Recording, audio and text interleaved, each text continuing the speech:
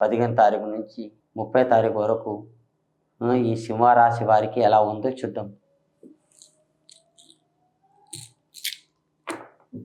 సింహరాశి వారికి 1, 2 చిత్త పడ్డాయి, 3 బోల్తా పడ్డాయి. 3 బోల్తా పడ్డాయి అంటే మీరు ఎంత సంపాదించుతున్నారో అంతే ఉందండి. మీరు సంపాదించిన ఒకటి, సంపాదించకపోయినా ఒకటి. మీ ఇంట్లో ఎంతోమంది సంపాదించుతున్నారు.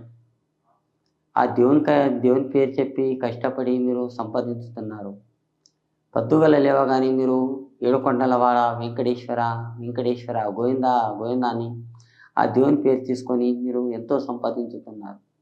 ఆ సంపాదనం ఆ దేవునిదే కట్నము కుండి నిండలేదు, మీదెక్కడ నిండుతుంది? వద్దు, ఆశ ఎక్కువ వద్దు. ఆ దేవునికి ఎంత ఉన్నదో అంతవరకు పెట్టండి. మీ చేత అయితే ఏదో కాయ చక్కెరేయండి, ఆశ పడకండి. మాకు కూడా ఆస్తి కావాలి, ఆశలు కావాలని ఎప్పటికీ ఆశ పడకండి. ఆ భగవంతుడు ఎంత ఇస్తాడో అంత తీసుకోండి. కానీ ఆ ఆలోచన రేఖ అనుకున్న పనుల్లా, శేష పనుల్లా కానీ ఆ అదృష్టం రేఖాటంలో కూడా బాగుంటుంది. మీరు నిదానం తోటి ఉండండి. మీరు గంపడింత అన్నం తినే దగ్గర ఇంత తిన్నా కానీ మీ అదృష్టం మంచిగా ఉంటుంది. ఎక్కువ ఆశపడితే కాదు. అదృష్టం రేఖ మీకు మంచి గడియలు ఉన్నాయి. ఈ సింహరాశి వాళ్ళు చాలా మంచి వాళ్ళు, చాలా ఉన్నారు. సింహరాశి వాళ్ళు చాలా బాధలు కూడా పడ్డారు, కష్టాలు కూడా పడ్డారు.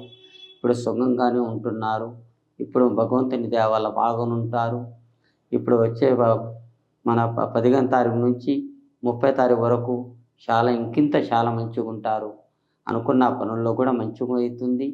ఏ పని చేసినా కానీ మంచిగా ఉంది. ఏం తొందర పడవద్దు, నిదానం చేయండి. హరకత్ బరకత్లా అనుకున్న పనుల్లా, చేసే పనుల్లా, చేసే జాబ్లా, ఉద్యోగంలా, మంచి చదువులా, ఏదైనా టాలెంట్ సంపాదించాలనుకున్నా, పెద్దలకి గౌరవించాలనుకున్నా, అన్నకి అన్న, తమ్మునికి తమ్ముడు, అంకులకి అంకుల్ అని మాట్లాడితే మీరు చాలా బాగుపడతారు. ముంగడ మీ ఫ్యూచరు బాగుపడుతుంది. నలుగురిలో పేరు సంపాదించుతారు.